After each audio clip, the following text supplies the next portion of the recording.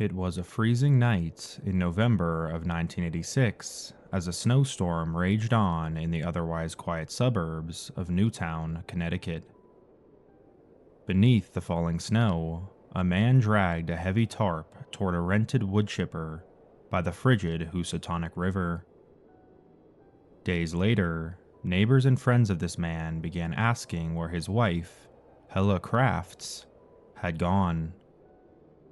Calmly, the man said she'd flown home to Charlottenlund, Denmark, but she never arrived.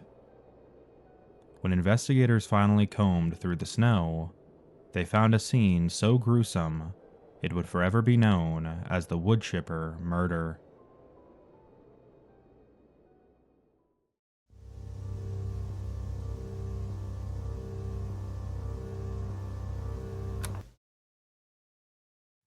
On November 18th, 1986, Hella Crafts landed back in the United States after working a long flight as a flight attendant. Her friends picked her up from the airport and dropped her off at her Newtown residence. There, her husband, Eastern Airlines pilot Richard Crafts, and her 3 children were getting ready for the incoming snowstorm that night. While Richard and Hella were outwardly a happy couple, their private life was suffering from a lack of trust. Earlier that year, Hella began to suspect that her husband had been cheating on her, after noting his frequent suspicious, long-distance phone calls. Eventually, Hella confronted Richard about this, which angered him greatly.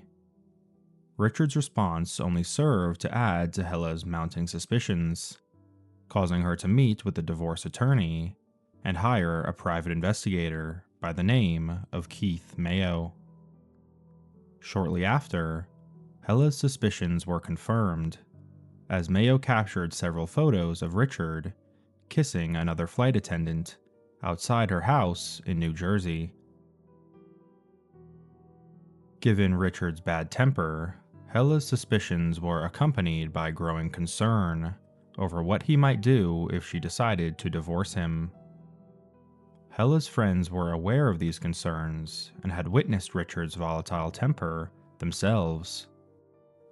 Allegedly, Hella had told some of them, "If something happens to me, don't assume it was an accident." Their concerns grew tremendously when the day after the snowstorm, Richard claimed that he was taking Hella and their children to his sister's house in Westport. When he arrived, however, Hella was not with him. Over the next few weeks, Richard gave Hella's friends several stories as to why they were unable to reach her. One week, he claimed that she was visiting her mother in Denmark. Another week, he claimed she was visiting the Canary Islands with a friend. And as the time passed, he went so far as to claim that he simply did not know her whereabouts, though he was seemingly never concerned himself. On December 1st, 1986, 2 weeks after Hella had arrived back home, Keith Mayo reported her missing to the Newtown police. However, when police received this report, they did not take it seriously and dismissed Mayo's concerns. They knew her husband Richard well, as he had been a volunteer police officer for some time, and had recently began working as a part-time police officer in the nearby town of Southbury. He was, by their account, a well-put-together and honest man, and told Mayo that Hella would probably return any day now. Mayo knew Hella well enough to know that she would not simply disappear without letting anyone among her family, friends, or even him know about her plans. Convinced that her husband was involved in her disappearance, Mayo spoke to the county prosecutor, who eventually referred the case to the Connecticut State Police. Nearly a month later, on December 26th, while Richard was on vacation with his children in Florida, the Connecticut State Police, led by forensic investigator Henry Lee, entered his home. Inside, they quickly found several suspicious pieces of evidence. Sections of carpet had been taken from the master bedroom floor, which the family's nanny later mentioned seeing a dark, grapefruit-sized stain that had appeared in an area of the carpet, which was later missing. The nanny claimed that Richard said he had spilled kerosene on the carpet and removed the carpet because he couldn't stand the smell anymore. There was also a blood smear on the side of the mattress in the master bedroom. Investigators also looked into Richard's credit card records, which showed several unusual purchases around the time Hella went missing, including a freezer that could not be accounted for in the house, additional bed sheets and a comforter, and most curiously, the rental of a wood chipper. A receipt for a chainsaw was also located.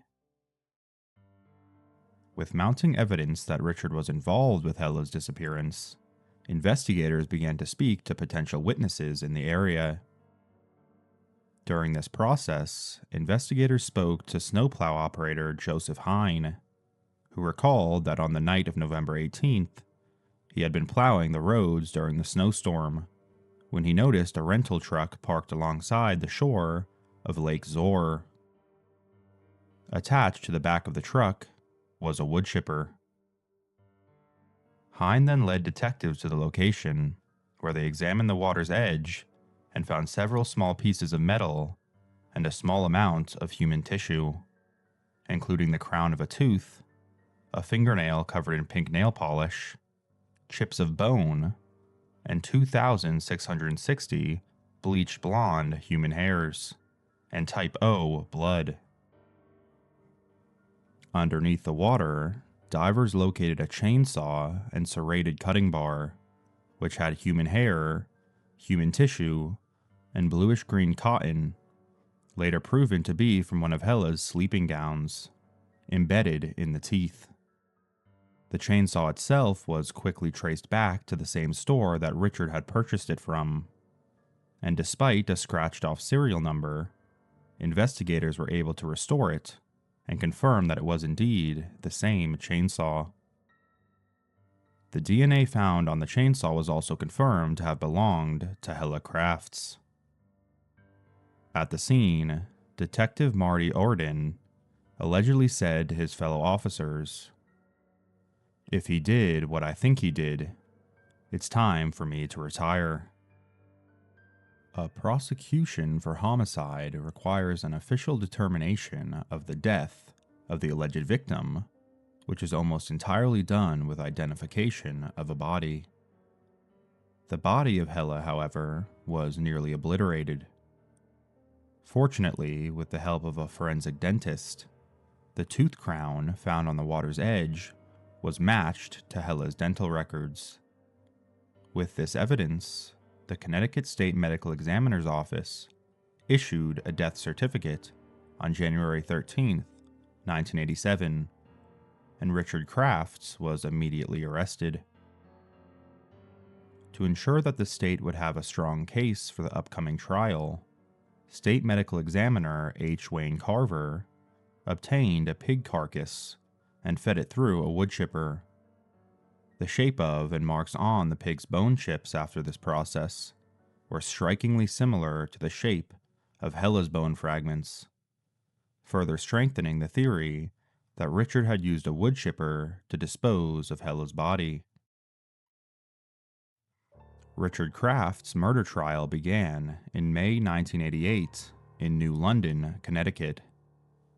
While he maintained his innocence, the prosecution laid out the full details of Kraft's horrific execution of his wife before the courtroom, tying together their overwhelming evidence with pieces of theory, as Richard refused to admit what he had done.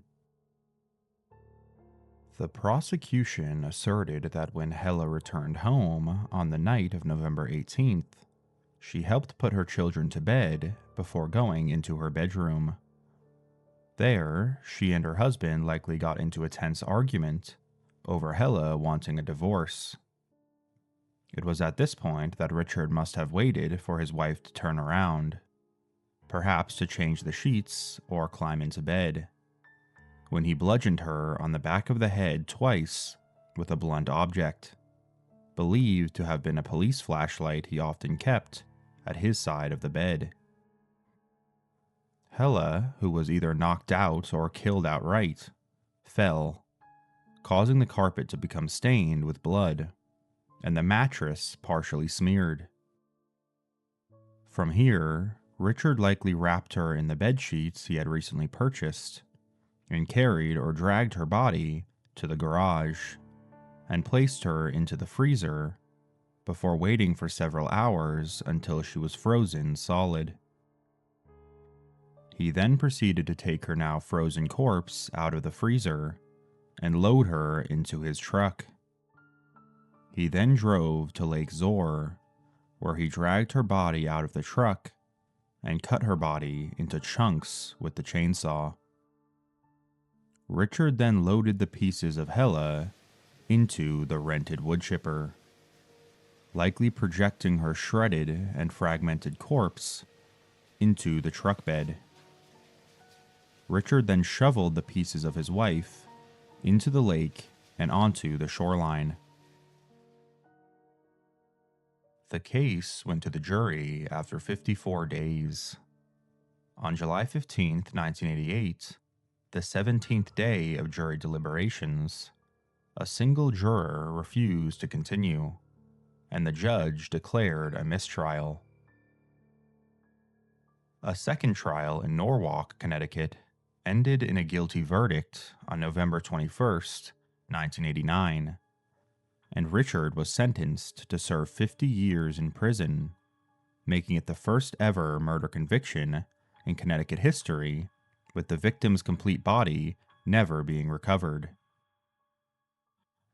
On January 30th, 2020, Richard was released from prison and sent to live at a halfway house in Bridgeport.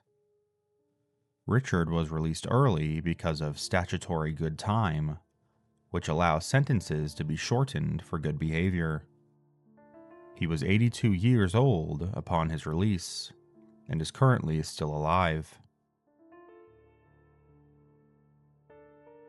Hella Lork Nielsen Crafts was only 39 years old when her life was tragically cut short. Richard's sister was granted custody of the couple's 3 children. In the years that followed, the children chose to cut all contact with their father. Richard's sister also severed ties with him entirely. The children have never spoken publicly about the case, and by all accounts have chosen to live private lives.